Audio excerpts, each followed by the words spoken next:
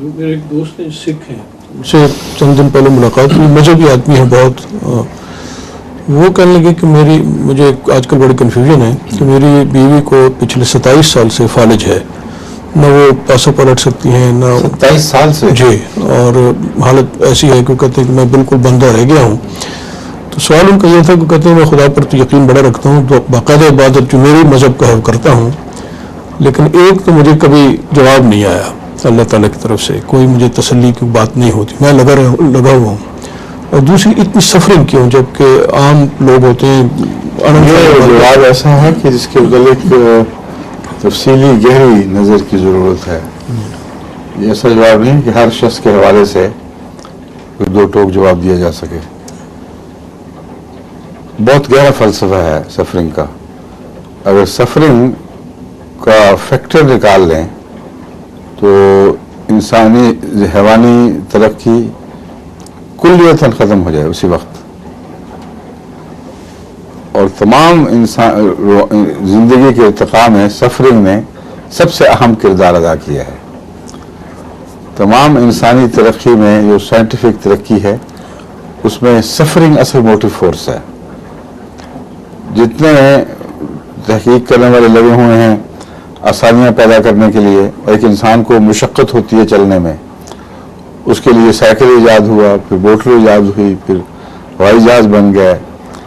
تو حقیقت میں اگر یہ سفرنگز نہ ہوتی تو کوئی ایجادات بھی نہ ہوتی، کوئی ضرورت ہی پیش نہ آتی. تو یہ بہت لمبا گہرا مضمون ہے. اس کو میں نے اس کتاب میں جو ابھی طبع نہیں ہوئی اس میں زوروسٹرین کے چیپٹر کے نیچے تفصیل سے اس کو زیر بحث لایا ہوں. اور چونکہ یہ چند منٹ کا جواب نہیں ہے، صرف اشارے میں نے کر دیے ہیں.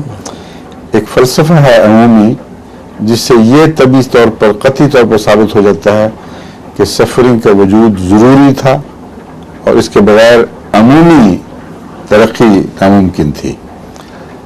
پھر جب سفرنگ ہو تو ہر شخص کچھ نہ کچھ سفر کرتا ہے، لیکن سفرنگ کی پیک الگ الگ ہوتی ہے. اگر سب کی برابر سفرنگ ہو تو اس سے بھی یہ اسکیم تباہ ہو جائے گی. یہ تفصیلی بحث اگر آپ غور کر کے دیکھیں آپ کو سمجھ آ جائے گی. لیکن اگر کسی ایک نے سفر زیادہ کرنا ہے تو جب اس کا تشخص ہو جائے گا پھر وہ یہ سوال اٹھائے گا کہ کیا خدا نے یہ کیوں کیا. اور اس کا یہ سوال اس لیے ناجائز ہے کہ جبکہ دوسرے لوگوں کی بیویاں اسی طرح سفر کر رہی تھیں تو اس وقت اس کے دل میں کوئی احساس پیدا نہیں ہوا. سفرنگ جتنا قریب آتی ہے اتنا انسان پرسنلائز کر کے اس کو خدا پر اعتراض اٹھاتا ہے.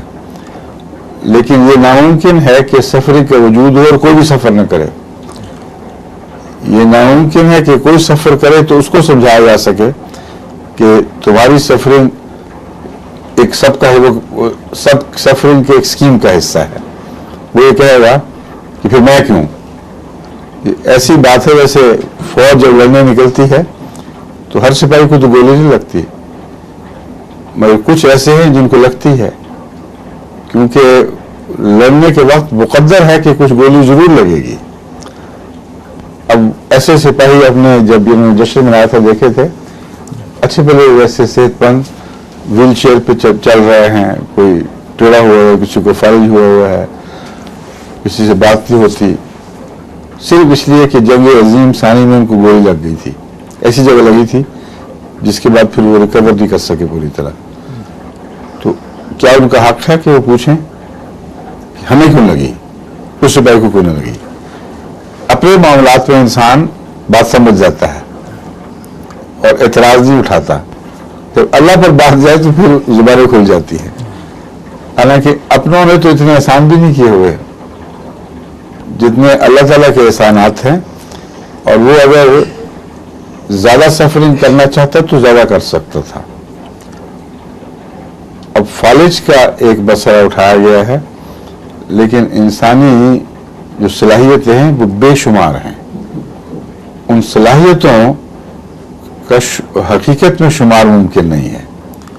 کوئی ایک صلاحیت چھین لی جائے تو پھر انسان کو پتہ چلتا ہے کہ کتنی بڑی محرومی تھی. تو سفرنگ کا ہونا احسانات کی طرف بھی تو توجہ دلاتا ہے. اب ایک آدمی بے حد خوبصورت ہو اور کانا ہو تو ہر لحاظ سے خوبصورت ہے, وہ کانی آنکھ جو ہے وہ لوگوں کو نہیں پا رہی. ایک ناک کٹ جائے, بات بھی کر سکتا ہے, سب کچھ ہے, لیکن ناک کٹا ہوا ہے, اس میں کیا کمی ہے؟ باقی ہر انسانی صفات ہیں, ذہن ہے, طاقت ہے, کماتا ہے, لیکن نکٹے کے ساتھ شادی بڑی مصیبت ہے. تو چھوٹا سا کوئی نقص پیدا ہو جائے, اس سے پتہ چلتا ہے کہ اللہ تعالیٰ کے احسانات کا دائرہ کتنا وسیع ہے, اور جو اصل اس کا تشخص ہے خدا کی ذات کا, وہ محسن کے طور پر ہے. جہاں احسان اٹھتا ہے وہاں زبانیں کھلتی ہیں, گویا احسان حق ہے, حالانکہ احسان حق نہیں ہے. اور جو حق سمجھتے ہیں ادا نہیں ہو رہا, اس کے پیچھے بھی یہ مسئلے ہیں جو میں نے بیان کی ہیں.